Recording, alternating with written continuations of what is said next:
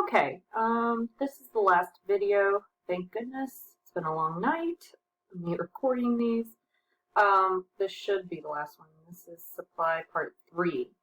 So we were talking about marginal returns, and the more workers you add, at a certain point, you're actually going to get diminishing returns. So we call it diminishing marginal returns, which you'll probably see on the slide coming up.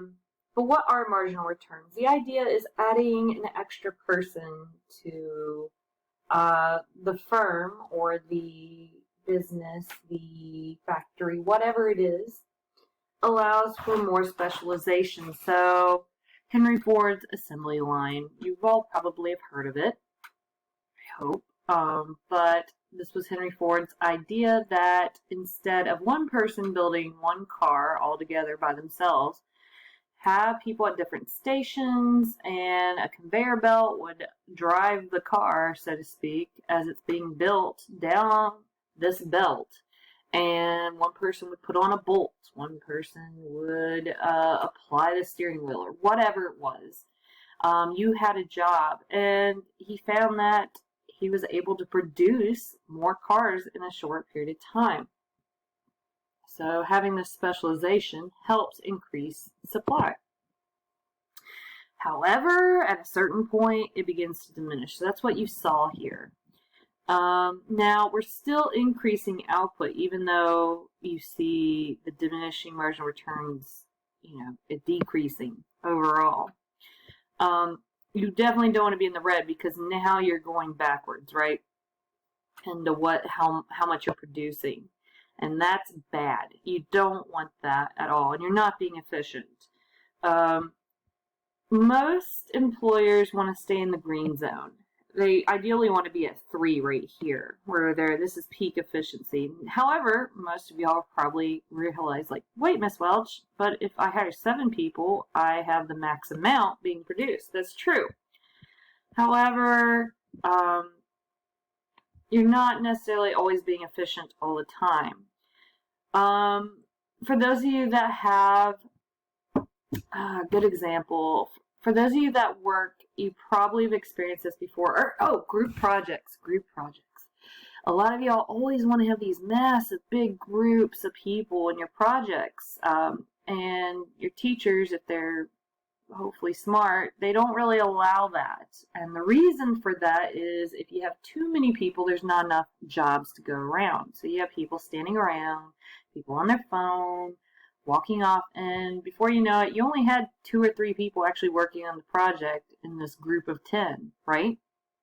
And long story short, the teacher probably should have put you guys into groups 2 to 3. Same thing. Some of y'all may have experienced this in your work shifts where too many people were on shift and you were just standing around, you didn't get enough tables, you didn't have enough work to do, you may have gotten in trouble. So keep that in mind. Usually the only time you see the purple employed is for holiday or seasonal work. So around the holiday season, with the increase of shopping, they need more workers, so you'll see a lot of retail stores. That's when they start adding these guys in to get as much as they can out. All right, fixed costs. So this is kind of going back to business owners. There's 2 different categories, fixed and variable costs, that you are always going to have to pay as a business owner, factory owner, a supplier, whatever it be. So let's go through the fixed costs. These are costs that involve the production facility, and they include the rent. Most stores do not own the building they're in. They rent. Very few own the actual building they're in. So they have to pay rent every month. Machinery repair, if cash registers go down, they have to pay an IT person to come out and fix it. And whatever breaks.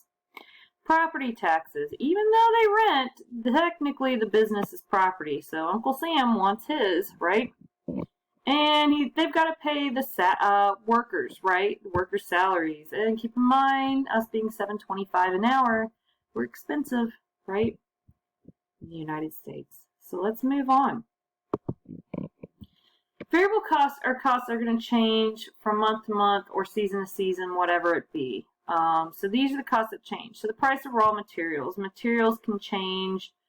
The raw materials can change at a whim. Think of like a construction company. Wood prices change all the time. So if you're building a house, that's going to be a problem. Some labor is variable, meaning contracted labor. Think of like those holiday workers, right? So you're going to have to pay more labor in the holiday season. Electricity and heating, though, is going to be the big thing.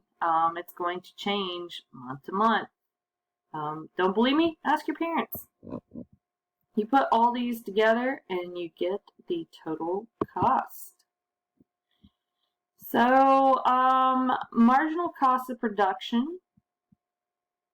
Let's see. We have skipped this. If you would like to see it, you can.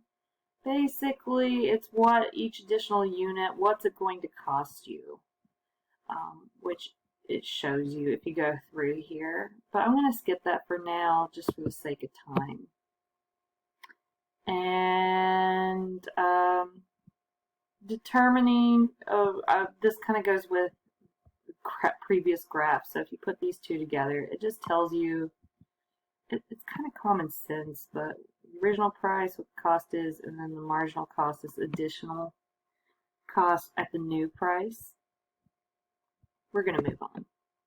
All right, this is always a sad decision if it happens, but sometimes businesses fail. I have told you guys that 30% of businesses fail within their first year.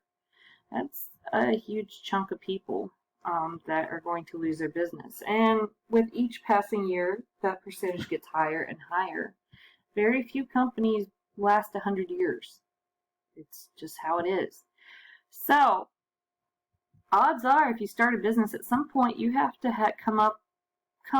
you're going to be faced with the shutdown decision. So even if you're doing everything right, you're producing at a very profitable level, sometimes the market price ends up being so low that the factory's total revenue is still less than the total cost, meaning they're losing money. So you have two options. You can continue to produce goods and lose money. If it's a recession, some people have money saved enough that they can afford to take the financial hit and hopefully try to wait out the recession. However, 9 times out of 10, that's not the case. They're going to end up going bankrupt. Or the smarter decision is to shut down the factory.